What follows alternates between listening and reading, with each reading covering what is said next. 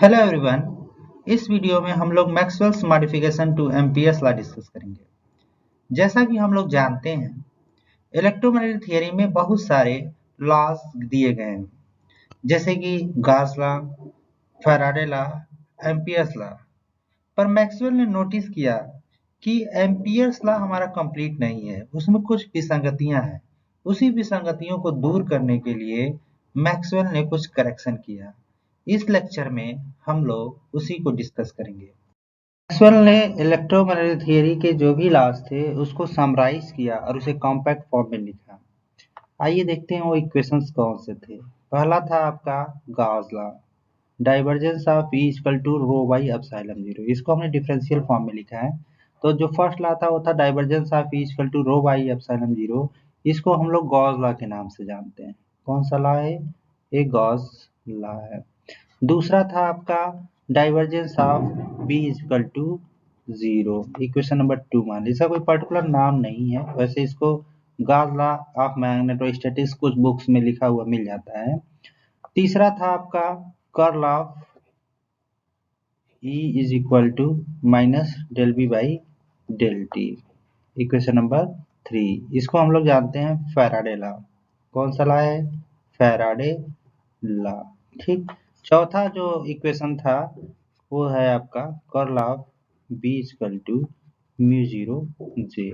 तो मैक्सवेल के टाइम में ये सारे रिलेशंस ऑलरेडी स्टैब्लिश थे। मैक्सवेल ने इनको डिफरेंशियल फॉर्म में लिखा और समराइज किया। तो ये चार मैक्सवेल इक्वेशंस हैं। ठीक है। तो मैक्सवेल्स ने ये चार इक्वेशंस हैं। मैक्सवेल्स ने देखा कि जो इक्वेशन नंबर 4 है, जो इक्वेशन नंबर 4 है, जिसे हम लोग एम्पियर्स लॉ के नाम से जानते हैं। कौन सा लॉ है? Ampere's law. तो उन्होंने कहा कि मैथमेटिकली कंसिस्टेंट नहीं है, इसमें कुछ विसंगतियां हैं, मतलब ये इनकम्प्लीट है एक्चुअल में। क्यों है? उसको ऐसे उन्होंने देखा कि अगर हम इक्वेशन नंबर 3 की बात करें, इक्वेशन नंबर 3 की बात करें और उसमें दोनों साइड का डाइवर्जेंस लें, तो हम लोग ऐसे लिख सकते हैं divergence of curl of E is equal to minus del by del t divergence of B. तो हमने क्या किया? इक्वेशन नंबर 3 का डाइवर्जेंस लिया है। अब इसका लेफ्ट हैंड साइड अगर हम देखें तो हम लोग लिख सकते हैं डाइवर्जेंस ऑफ कर्ल ऑफ ई। ठीक है, ऐसे लिख सकते हैं डाइवर्जेंस ऑफ कर्ल ऑफ ई। ये क्या होगा? जीरो होगा। क्यों होगा? क्योंकि मैथमेटिकली हम लोग जानते हैं, वेक्टर कैलकुलस हम जानते हैं कि किसी भी कर्ल का डाइवर्जेंस ऑलवेज जीरो होता है। ठीक है।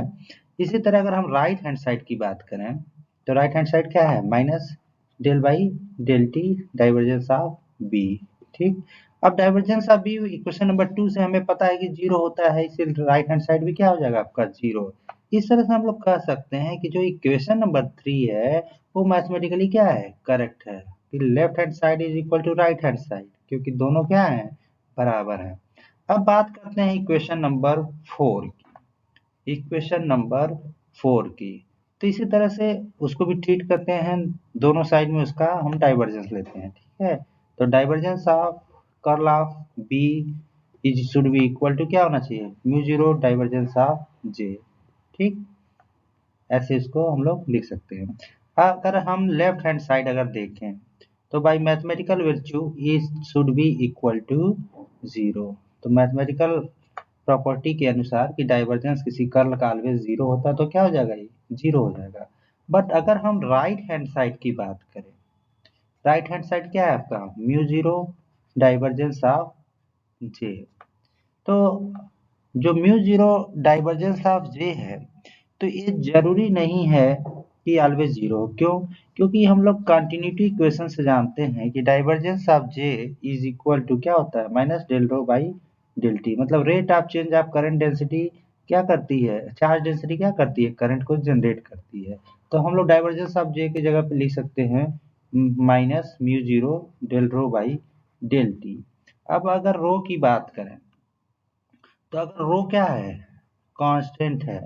ठीक है। रो टाइम के साथ चेंज नहीं हो रहा है। ऐसा कब हो सकता है? ऐसा हो सकता है स्टेडी करंट में। ठीक है। स्टेडी करंट का मतलब क्या है? अगर ये कोई वायर है अगर आई जो है एक समान फ्लो हो रही है, आई टाइम के साथ चेंज नहीं हो रही है, ठीक है। तो उस केस में हम लोग कह सकते हैं कि रो हर एक पॉइंट पे क्या है, कांस्टेंट है। मतलब अगर करंट बराबर फ्लो हो रही है, मतलब आई कांस्टेंट है, मतलब क्या हो गया, क्यू बाई टी कांस्टेंट, ठीक है। तो मतलब कि चार्ज हर एक पॉइंट पे सेम प्रोपोर्शन में फ्लो हो रहा है, तो हम लोग बोल सकते हैं rho equal to constant for steady current. और उस केस में क्या हो जाएगा, del rho by del t equal to 0 होगा। तब हम लोग कह सकते हैं कि left hand side is equal to right hand side. इस तरह से हम देखते हैं कि स्टेडी करंट के लिए आपका इक्वेशन नंबर 4 मैथमेटिकली करेक्ट है, क्योंकि लेफ्ट हैंड साइड और राइट हैंड साइड दोनों क्या हैं, 0 हो जा रहे हैं। बट अगर हम बात करें नॉन स्टेडी करंट के लिए, किसके लिए, नॉन स्टेडी करंट, तो नॉन स्टेडी करंट क्या होता है, नॉन स्टेडी करंट ऐसा करंट होता है जो टाइम के साथ चेंज होता है। अगर आई आपका इंक्रीज हो रहा है, ठीक है, टाइम के साथ आई इंक्रीज हो रहा है, तो इसका मतलब क्या है, रो कहीं ना कहीं पाइल अप हो रहा है, कहीं ना कहीं चार्ज डेंसिटी इंक्रीज हो रही है या डिक्रीज हो रही है। अगर ऐसा केस है तो del rho by del t क्या होगा, will not be equal to 0। इसका मतलब क्या है, left hand side is not equal to right hand side. इसका मतलब कि जो आपका ये इक्वेशन था, जो इक्वेशन नंबर 4 था, वो स्टडी करंट के लिए तो वैलिड है, पर नॉन स्टडी करंट के लिए इक्वेशन नंबर 4 वैलिड नहीं है, ठीक है। मतलब इक्वेशन नंबर 4 जो है नॉन स्टडी करंट के लिए करेक्ट नहीं है। तो यही इसी शॉर्टकमिंग्स को मैक्सवेल ने दूर किया। आइए देखते हैं कैसे दूर किया। इस तरह से हमने देखा कि जो हमारा एम्पियर्स लॉ है वो स्टडी करंट के लिए तो करेक्ट है, बट वो नॉन स्टडी करंट के लिए फेल हो जाता है। अब एम्पियर्स लॉ हमारा नॉन स्टडी करंट के लिए फेल हो जाता है, इस चीज को हम लोग एक चार्जिंग कैपेसिटर की प्रॉब्लम से भी समझ सकते हैं। आइए देखते हैं चार्जिंग कैपेसिटर की प्रॉब्लम क्या है। मान लीजिए हमारा कोई एक कैपेसिटर था, अब इसको किसी बैटरी से कनेक्ट कर दिया, ओके। अब जब बैटरी से इसको कनेक्ट कर दिया, जब कैपेसिटर क्या हो रहा है, चार्ज हो रहा होगा, तो उसमें क्या करे होगी, एक करंट फ्लो होगी। वंस कैपेसिटर फुल्ली चार्ज हो जाएगा तो उसमें करंट फ्लो नहीं होगी। लेकिन जब अगर चार्जिंग के केस में, मतलब एक चार्जिंग कैपेसिटर है, मतलब अभी चार्ज हो रहा है, तो उसमें आई करंट फ्लो होगी। अब जो हमारा लॉ है, एम्पियर्स लॉ है, इसको हम लोग इंटीग्रल फॉर्म में ऐसे लिख सकते हैं, B dot line close line integral B dot D l is equal to mu zero I enclose.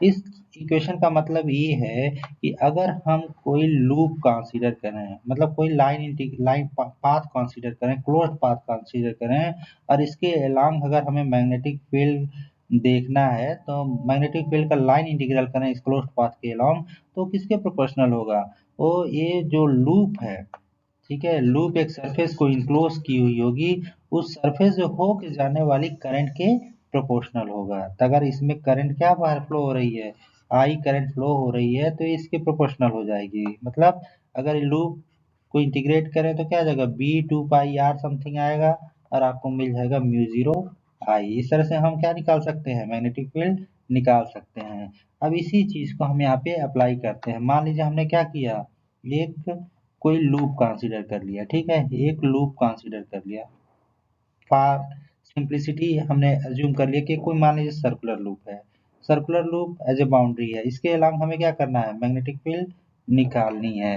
तो हम दो चीजें मान सकते हैं। मान लीजिए कि पहले केस में मान लीजिए कि हमने फ्लैट सरफेस को कंसीडर किया है, तो लूप क्या है, एक फ्लैट सरफेस की बाउंड्री है, तो इस सरफेस से होके कितनी करंट फ्लो हो रही है, आई करंट फ्लो हो रही है, ठीक है। तो इस तरह से magnetic field along this loop can be written as, यही इक्वेशन यूज करेंगे, B dot D l equal to mu zero I enclose. तो म्यू जीरो आई इनक्लोज कितना है, मान लीजिए आई करंट फ्लो हो रही है। अब लूप की बाउंड्री क्या है, मान लीजिए सर्कुलर लूप माना है, तो क्या हो जाएगा, बी टू पाई आर। इस तरह से मैग्नेटिक फील्ड हमारा आएगा क्या, B equal to mu zero I upon two pi are, और डायरेक्शन क्या हो जाएगा आपका, फाई कैप हो जाएगा, ठीक। बट अगर हम इस सरफेस को न कंसीडर करें, हम मान लें कि बैलून शेप्ड सरफेस है, ठीक है, अगर ये बैलून शेप्ड सरफेस है, क्योंकि लूप उसकी बाउंड्री है, जरूरी नहीं है कि सरफेस फ्लैट ही हो। अगर सरफेस बैलून शेप्ड हो तो इस सरफेस से कोई करंट नहीं जा रही है। तो उस केस में बैलून शेप्ड सरफेस के लिए अगर हम बात करें, बैलून शेप्ड सरफेस की बात करें तो इसको देखें कि बैलून शेप्ड सरफेस से कोई करंट पेनिट्रेट नहीं कर रही है। करंट फ्लो तो हो रही है पर इसके सरफेस को वो पियर्स नहीं कर रही है। उस केस में जो मैग्नेटिक फील्ड हो जाएगा वो क्या हो जाएगा, B2πr equal to mu zero. चूंकि कोई करंट इससे सरफेस से पेनिट्रेट नहीं हो रही है तो हम लोग लिख सकते हैं म्यू जीरो जीरो। इसका मतलब क्या है, ये बता रहा है B equal to zero. But अब यहाँ हम देख सकते हैं कि अगर हम बैलून शेप्ड सरफेस कंसीडर कर रहे हैं तो मैग्नेटिक फील्ड कितना बता रहा है, B equal to zero. But अगर हम फ्लैट सरफेस कंसीडर कर रहे हैं तो बता रहा है मैग्नेटिक फील्ड कितनी है, B equal to mu zero I by 2πr। इस तरह से हम देखते हैं कि यह जो आपका एम्पियर्स लॉ है वो मैथमेटिकली करेक्ट नहीं है। इस तरह से हमने डाइवर्जेंस चेक किया कि हमारा मैक्सवेल्स का जो फोर्थ इक्वेशन है जिसे हम लोग एम्पियर्स लॉ के नाम से जानते हैं वो मैथमेटिकली करेक्ट नहीं है। हमने ये भी यहाँ देख लिया कि जो हमारा चार्जिंग कैपेसिटर का प्रॉब्लम है उसमें भी आपका Ampere's law always correct magnetic field को प्रेडिक्ट नहीं करता है। अगर हम अलग अलग सरफेसेस कंसीडर कर रहे हैं तो वो अलग अलग मैग्नेटिक फील्ड की वैल्यू दे रहा है। इस तरह से इसमें कुछ ना कुछ कमी है, इसी को मैक्सवेल ने दूर किया। ये देखते हैं कैसे मैक्सवेल ने इसको फिक्स। ये देखते हैं कि मैक्सवेल ने कैसे एम्पियर्स लॉ को फिक्स किया। तो जैसा कि हम लोग जानते हैं curl of B equal to क्या था आपका, म्यू जीरो जे। तो जो प्रॉब्लम थी वो ये थी कि divergence of curl of B तो आपका जीरो था, जो कि आपका क्या है लेफ्ट हैंड साइड जो हमने अभी जस्ट डिस्कस किया वो था क्या है, वो जीरो था। बट प्रॉब्लम कहाँ थी, राइट हैंड साइड में। वो क्या था, म्यू जीरो डाइवर्जेंस ऑफ जे जो है वो जीरो नहीं था। ठीक है, तो जे क्या है, डाइवर्जेंस ऑफ जे को हम लोग लिख सकते हैं minus mu zero del rho by del T. तो इसमें प्रॉब्लम ये थी कि ये जो राइट हैंड साइड है वो स्टडी करंट के लिए तो जीरो हो जाता है पर नॉन स्टडी के लिए जीरो नहीं होता है। तो उसको मैक्सवेल ने कैसे करेक्ट किया, तो मैक्सवेल ने जो है आपका कंटिन्यूटी इक्वेशन है उसकी हेल्प से इसको करेक्ट किया। कैसे किया, divergence of J equal to क्या होता है आपका minus del rho by del T. अब फ्रॉम गॉस लॉ ठीक है, हम लोग क्या जानते हैं, फ्रॉम गॉस लॉ हम लोग लिख सकते हैं divergence of E equal to rho by epsilon zero. तो यहाँ से रो की वैल्यू अगर यहाँ हम सब्स्टिट्यूट कर दें तो हमारे पास आ जाता है क्या, divergence of J is equal to epsilon zero del by divergence of del E by del T, ऐसे लिख सकते हैं। ठीक, आगे लिख सकते हैं इसको, माइनस साइन भी है यहाँ पे। आगे लिख सकते हैं इसको divergence of minus epsilon zero del E by del t. आगे फर्दर इस इक्वेशन को हम लोग लिख सकते हैं ऐसे, divergence of J plus epsilon zero del E by del t is equal to zero.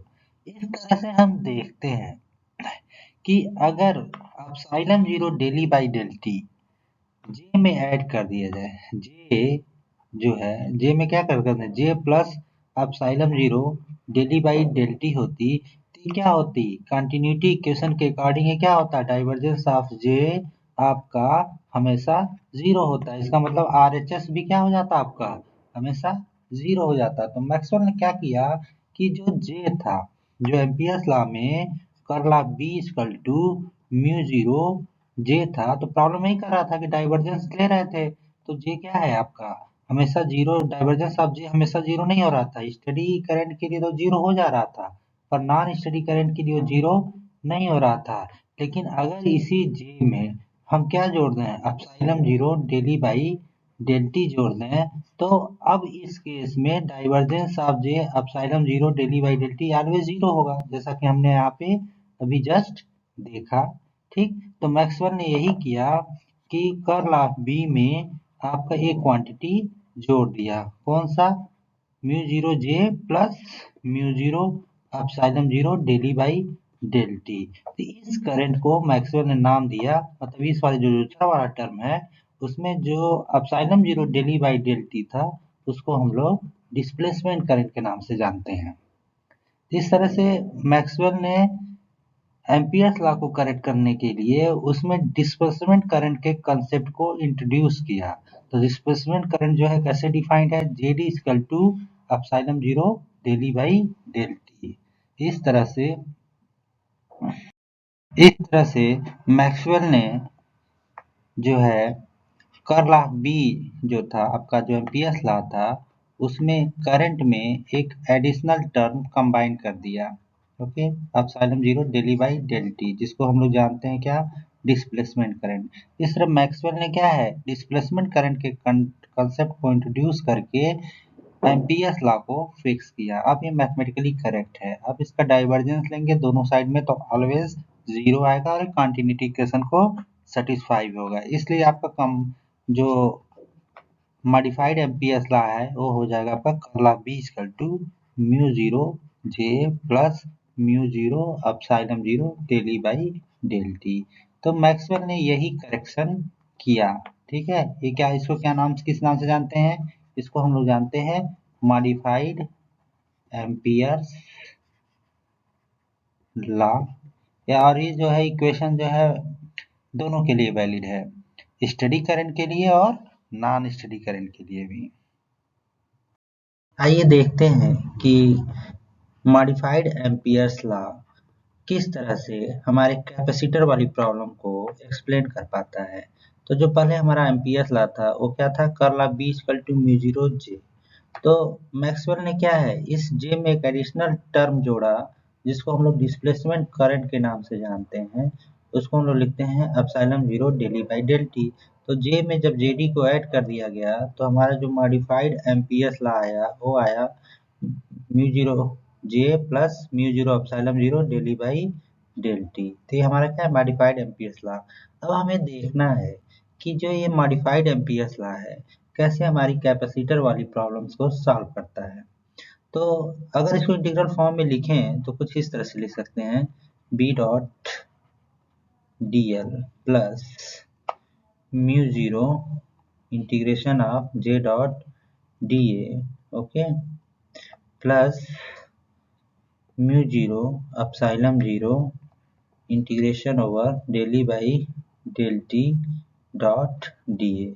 ये हमारा इंटीग्रल फॉर्म में, ये कौन सा है आपका इंटीग्रल फॉर्म में है, वही है मॉडिफाइड एम्पियर्स लॉ ही है बट इंटीग्रल फॉर्म में है। ठीक है, तो अब देखते हैं कि ये इक्वेशन जो है, ठीक है, जो मॉडिफाइड एम्पियर्स लॉ है किस तरह से हमारी कैपेसिटर वाली प्रॉब्लम को सॉल्व करता है। तो आइए देखते हैं कैपेसिटर वाली प्रॉब्लम थी क्या। कैपेसिटर वाले प्रॉब्लम में था एक कैपेसिटर था जिसको हम लोग एक बैटरी से कनेक्ट किए थे, ठीक है, और वो क्या हो रही थी, चार्ज हो रही थी।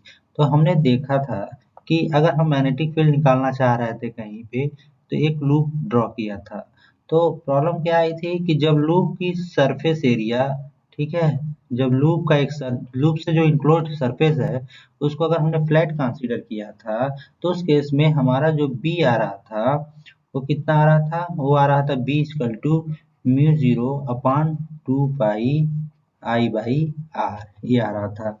बट जब हमने बैलून शेप्ड सरफेस कंसीडर किया तो केस में पाया कि जो ये लूप की बाउंड्री है और ये बाउंड्री जिस सरफेस को इनक्लोज किया हुआ है उससे होके कोई करंट तो जा नहीं रही है। तो उस केस में हमारा जो बी आया था वो क्या आया था, जीरो आया था। किस केस में, ये आपका बैलून शेप्ड जब सरफेस हमने कंसीडर किया था। ये कब आया था पहला वाला, ये फ्लैट सरफेस के केस में आया था। ठीक है, तो जब B equal to mu zero two pi I by R, ये मैग्नेटिक फील्ड की वैल्यू आई थी जब फर्स्ट फ्लैट सरफेस हमने कंसीडर किया। जब वैल्यू सरफेस कंसीडर किया तो बी जीरो आई। तो यही एक पहली थी जिसको एम्पियर्स लॉ सुलझा नहीं पा रहा था। तो मैक्सवेल ने उस इक्वेशन को मॉडिफाई किया जो कि मैथमेटिकली इनकरेक्ट था। तो अब देखते हैं कि ये इक्वेशन कैसे इसको एक्सप्लेन कर पा रहा है। तो बात ये थी कि जब कैपेसिटर चार्ज हो रहा है तो उस समय क्या है, उसमें आई करंट फ्लो हो रही है। चार्ज हो रहा है उस समय आई करंट फ्लो हो रही है। तो उस समय कैपेसिटर के अंदर, कैपेसिटर के प्लेट्स के बीच में जो इलेक्ट्रिक फील्ड होगी वो कैसे दी जा सकती है, इक्वल टू सिग्मा बाई ए। ए क्या है आपका, प्लेट का सरफेस एरिया है। सिग्मा क्या है, चार्ज डेंसिटी है। अब सिग्मा क्या है, यहाँ गलत लिख दिया हमने, इसको हम लोग लिख सकते हैं क्या, सिग्मा बाई एप्सिलॉन जीरो। ठीक है, ये है electric field between the plates. तो अब हम लोग अगर सिग्मा की बात करें तो सिग्मा क्या है, सिग्मा प्लेट्स पे जो चार्ज है डिवाइडेड बाई एरिया। तो सिग्मा की जगह पर हम लोग लिख सकते हैं क्यू बाई ए, तो ई की जगह पर लिख सकते हैं क्या, Q by A epsilon zero. अब जब कैपेसिटर चार्ज हो रहा है तो उस समय क्या है, क्यू भी टाइम के साथ चेंज हो रहा है, क्योंकि चार्ज इस पे क्या हो रहा है, इंक्रीज हो रहा है प्लेट्स पे। तो कैपेसिटर अगर चार्ज हो रहा है, या उस अगर ये बात करेंगे जब कैपेसिटर डिस्चार्ज हो, दोनों बात वही है। तो कैपेसिटर जब चार्ज हो रहा है मतलब करंट क्या है, टाइम के साथ चेंज हो रहा है, मतलब उस समय जो सर्किट में करंट फ्लो हो रही है वो क्या है, नॉन स्टेडी करंट है। तो अब जब नॉन स्टेडी वाला केस था, क्योंकि ये जो प्रॉब्लम आई थी क्यों आई थी, जब कैपेसिटर चार्ज हो रहा था, तो ये नॉन स्टेडी करंट में ये प्रॉब्लम आई थी कि जब बैलून शेप्ड सरफेस कंसीडर किया था तब मैग्नेटिक फील्ड जीरो प्रेडिक्ट कर रहा था, बट फ्लैट सरफेस कंसीडर करने पे मैग्नेटिक फील्ड की जो इक्वेशन थी वो क्या थी, mu zero two pi I by R. तो यही जो कॉन्ट्रडिक्शन था, अब उसको क्या है, हम देखते हैं कि कैसे मॉडिफाइड एम्पियर लॉ उसको सुलझा पा रहा है। ठीक है, तो हमने यहाँ देखा E इक्वल टू क्या होगा, Q A by epsilon zero, क्योंकि क्यू क्या है, टाइम के साथ चेंज हो रहा है जब तक कैपेसिटर पूरी तरह से चार्ज ना हो जाए। तो चार्जिंग के दौरान हम लोग लिख सकते हैं del E by del t is equal to one upon A epsilon zero del q by del t. और del q by del t क्या है आपका, this is nothing but I, तो इसको हम लिख सकते हैं क्या, I by A epsilon zero. ठीक है, अब हम लिख सकते हैं डेली बाई डेल टी की जगह पे लिख सकते हैं आई ए बाई एप्सिलॉन जीरो। अब आइए इस अपने इक्वेशन के पास, कौन सा, एम्पियर्स लॉ। अब इसको अगर हम इस लूप के अलोंग बैलून शेप कंसीडर करते हुए मैग्नेटिक फील्ड निकालें तो क्या आ जाएगा, B into two pi are.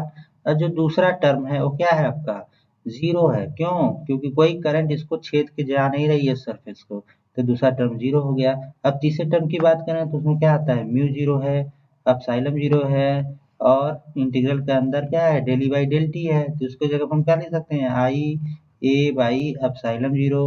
अब क्या है, डॉट डी ए है।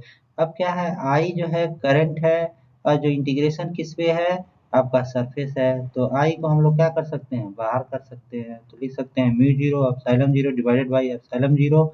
आई भी बाहर हो जाएगा, ए भी बाहर हो जाएगा। ठीक है, ए को भी बाहर कर लिया, क्या बचा आपके पास, surface integration over d A. ठीक है, तो एप्सिलॉन जीरो से एप्सिलॉन जीरो कैंसिल हो गया, और ए जो है, ए क्या है, जो इसको इंटीग्रेट करेंगे तो इसकी भी वैल्यू क्या आती है, ए आएगी, इसलिए ए और ए आपका कैंसिल हो गया, तो क्या बचा आपके पास, ओनली बचा म्यू जीरो आई। इस तरह से हम देखते हैं कि बी इक्वल टू क्या जा रहा है, mu zero upon two pi I by R. इस तरह से हम देखते हैं कि अगर हम ये वाला टर्म ऐड कर देते हैं, कौन सा टर्म, डिस्प्लेसमेंट करंट वाला टर्म मॉडिफाइड एम्पियर्स लॉ में, तो हमारा जो बैलून शेप्ड सरफेस के लिए भी वही मैग्नेटिक फील्ड आ रही है जो कि फ्लैट सरफेस के लिए आ रही है।